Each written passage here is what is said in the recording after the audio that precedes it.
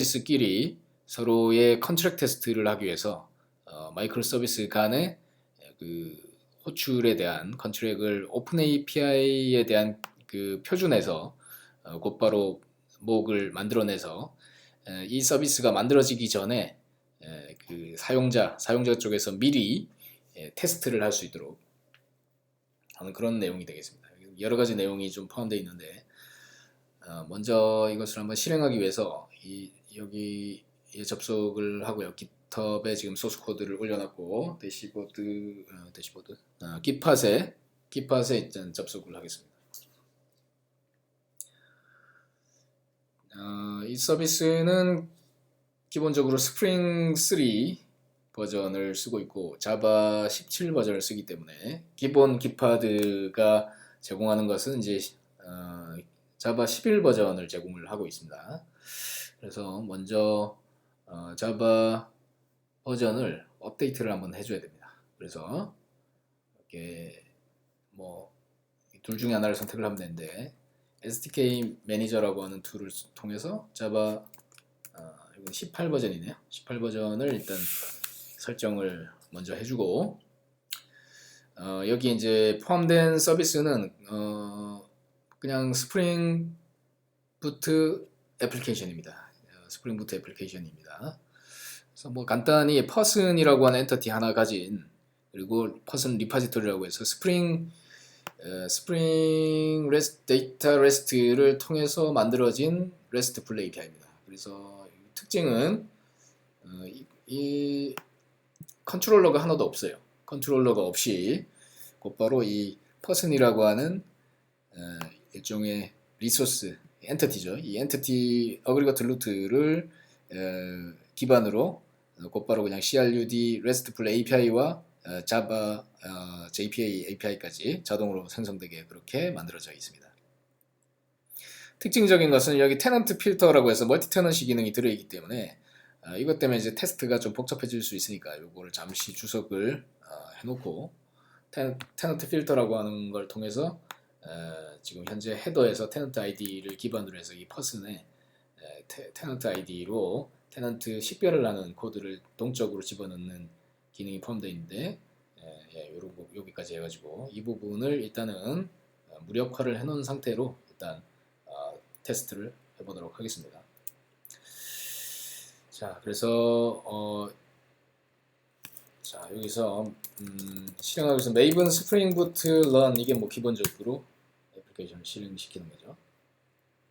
그 다음에 테스팅을 위해서 레드 터미널 하나 더 열고요. 자, 일단 SDK를 그 17 버전 이상을 갖추고 있어야 됩니다. 여기 오류가 떴습니다. 지금 최초에 한 게 오류가 떴었죠. 그래서 두 번째 한 거 보면은 그 버전을 깔고 나면 이렇게 8080에 서비스가 잘 올라옵니다. 그래서 이건 이제 오픈 브라우저에서 보면은 이렇게 서비스가 이렇게 링크가 보이고 이것을 기본적인 테스트를 한번 해보도록 할게요. HTTPy라고 하는 툴을 쓸 겁니다. 컬 대신에 그래서 HTTPy라고 하는 툴을 먼저 설치를 하고요. pip install httpy 해서 그러면 http라고 하는 메소드 그 명령을 쓸 수가 있고 8080에 한번 진입을 해보면 8080에 이렇게 persons라고 하는 기본 엔드포인트가 보입니다. 그죠? 그래서 persons 해서 여기는 이제 포스트를 한번 날려보겠습니다. 이름을 한번 줘볼게요. 뭐 JJY 장진영이라고 하는 사람을 등록을 해보겠습니다. 등록이 잘 됐습니다. 1번으로 재번이 됐고 자 여기까지 이고 자 이렇게 이제 API가 잘 테스트가 되는데 오늘 해보고자 하는 거는 이 서비스에 대한 그 서비스를 여기서 이렇게 만들었는데 만들기 전에 만약에 컨슈머가 있다. 그래서 내가 그냥 API만 먼저 디파인을 했다고 볼게요. API를 나는 이렇게 디파인을 해서 우리가 마이크로 서비스 이제 팀인데 이 API를 이런 식으로 나는 호출을 할 거야 라고 서로 그냥 계약을 미리 해놓고 그 계약에 따라서 이 서비스를 제공하는 프로바이더가 이 컨슈머 그러니까 내가 지금 여기는 이 HTTP 이 명령이 컨슈머겠죠. 이 컨슈머가 명령을 이렇게 그 RESTful API를 호출하기 전에 모으기라고 해서 가짜로 이 API를 준수하는 뭔가의 그 주어진 이그젬플에 대해서 그냥 단순 리턴을 해주는 그러한 목 서버를 한번 만들어 보자는 거예요. 그러면 이 목 서버를 만드는 방법이 기본적으로 여러 가지 방법이 있는데 우리가 처음 해보고자 하는 거는 지금 이미 이 서비스가 만들어져 있지만 이 서비스가 아직 완전히 완성된 게 아니고 이렇게 겉모습만 있다고 봤을 때 이 겉모습을 가지고 지금 나오는 이 내용을 일단은 한번 생성을 한번 해볼게요. 생성을 그 API를 오픈 API라고 하는 걸 먼저 생성을 한번 해서 이 오픈 API에서 동적으로 그 목 서버를 만들 수 있는지를 먼저 한번 해보겠습니다.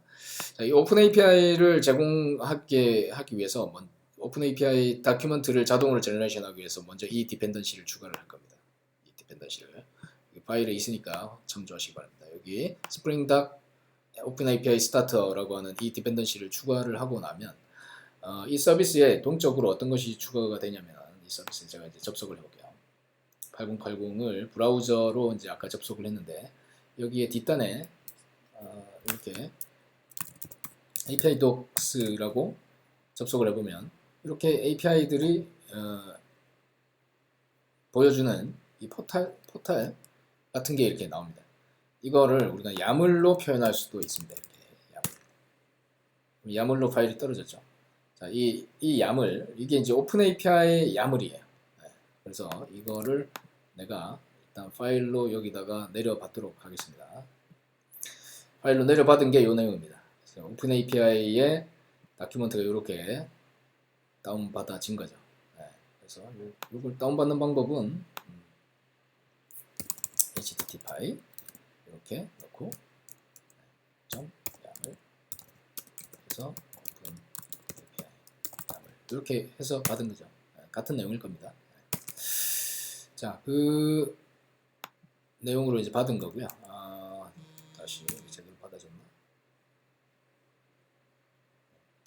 내용이 없어져 버렸어요.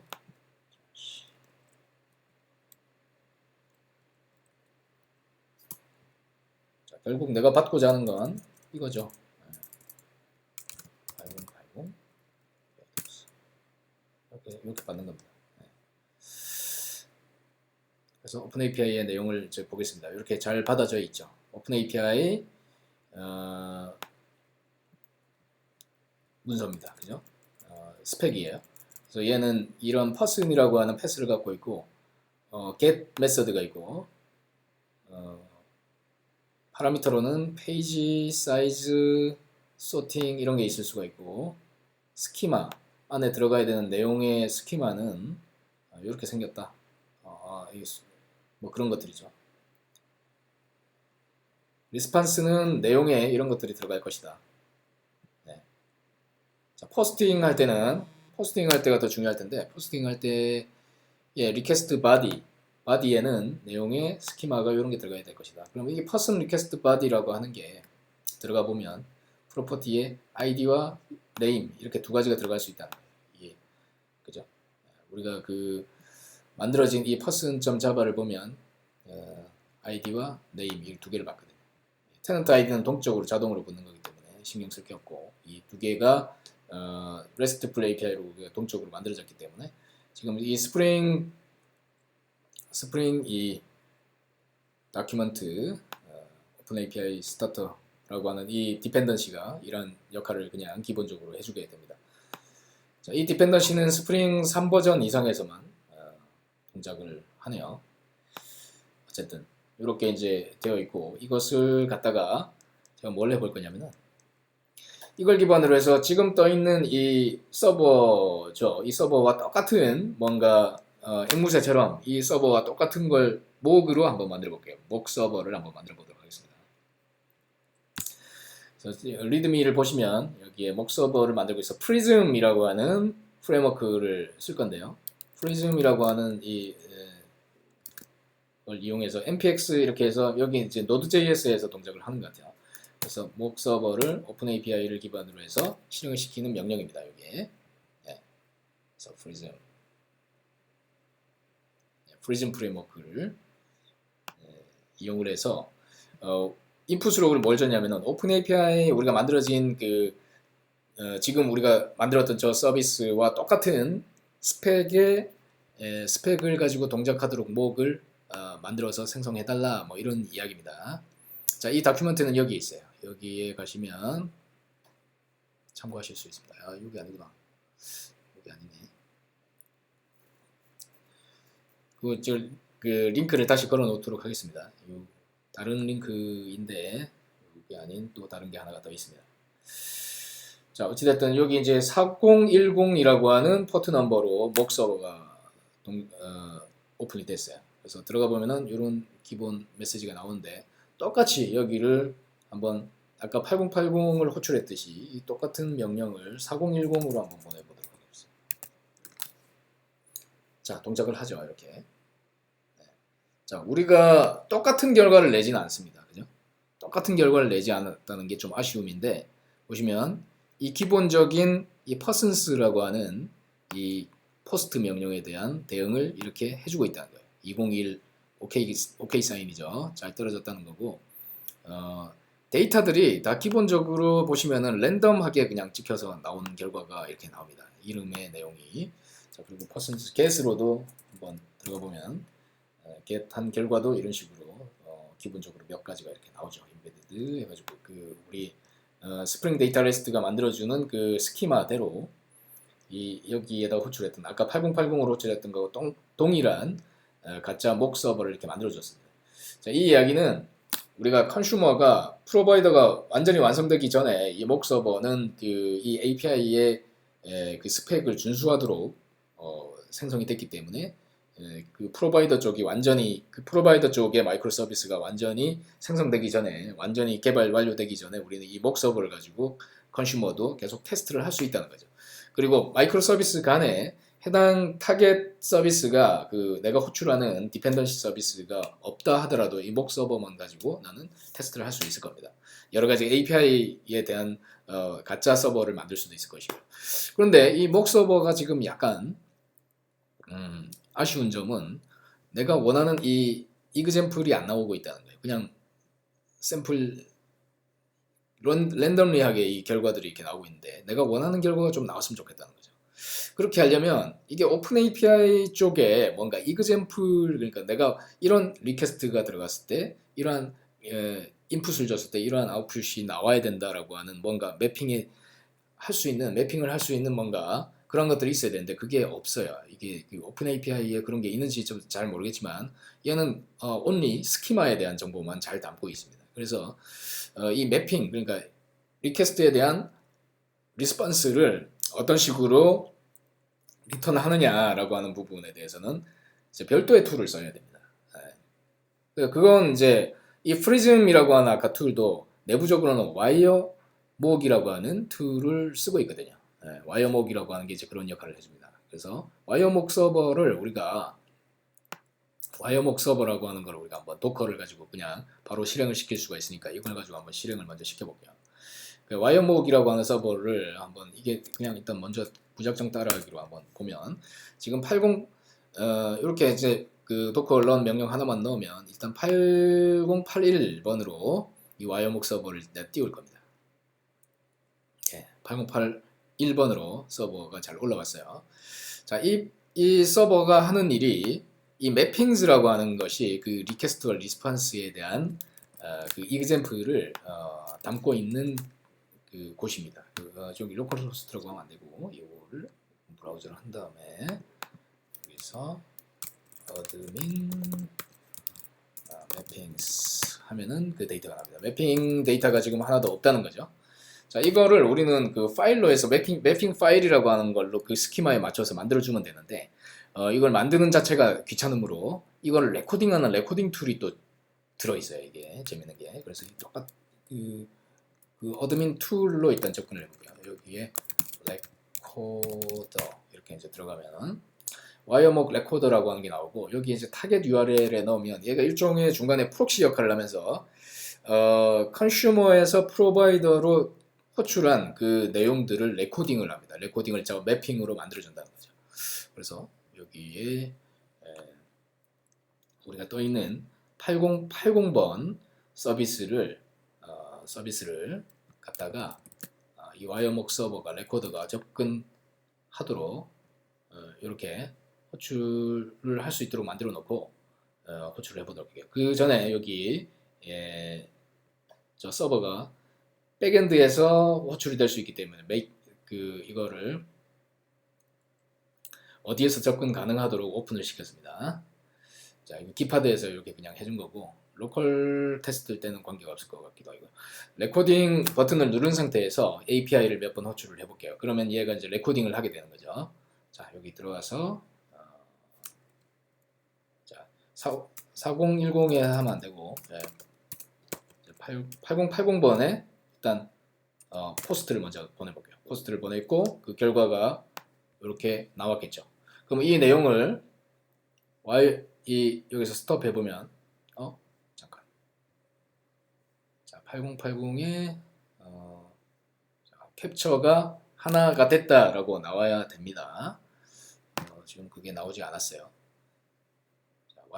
제가 여기를 호출하면 안 되고, 자, 어디를 호출해야 되냐? 와이어목 서버는 8081에 떠 있죠. 그래서 8081번 쪽으로 우리는 리퀘스트를 보내야 8081이 저쪽으로 프록시처럼 동작하면서 실제 8080으로 이걸 트랜스퍼를 할 겁니다. 트랜스퍼를 한 결과를 얘는 그대로 에코잉을 하고 있죠. 그대로 내뱉고 있습니다.